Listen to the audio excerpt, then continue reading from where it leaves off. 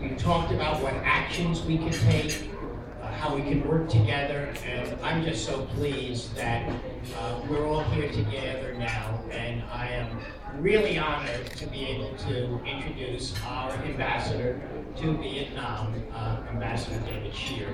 Ambassador Shear, as we all know, became the ambassador in 2011 after an extensive career in the State Department.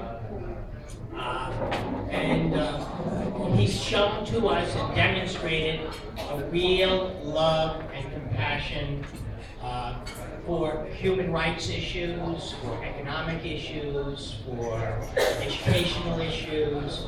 And I think this is just the first time that we're going to have the ambassador here. We're going to have him back much more times. He doesn't know it yet, but this is his new home.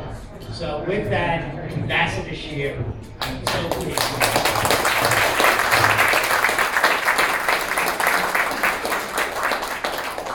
Thank you very much, Congressman Lowenthal.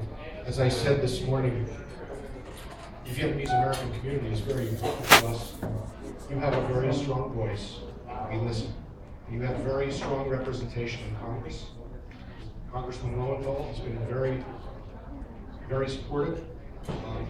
And I'd also like to thank Congressman Sanchez, Congressman Royce, Congressman Warbacher, Congressman Wolf in Washington, Congressman Jerry Connors in Northern Virginia. All have very strong interest in Vietnam.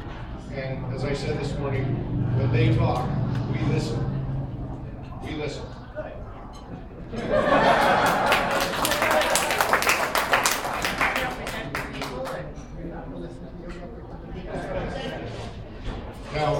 Now you've got the American ambassador to Vietnam here, and some of you may be wondering, why hasn't this guy spoken any Vietnamese yet? And the answer is, I'm getting old, and I've had some bad luck with Vietnamese. I'll tell you a story about my bad luck with Vietnamese. I took a couple of months of Vietnamese language training in Washington before I went out to Hanoi.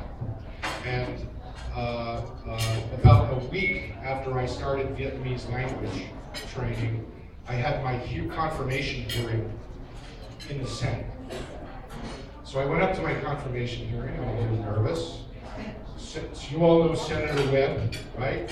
We miss him. He just retired from the Senate. Senator Webb was there. He came up to shake my hand. I'm thinking, he speaks Vietnamese. He speaks pretty good Vietnamese. His wife is Vietnamese. And I'm thinking, I'm going to greet him in Vietnamese. I'm going to impress this guy. So I walked up to him and I said, Vui Luk Gak Chi.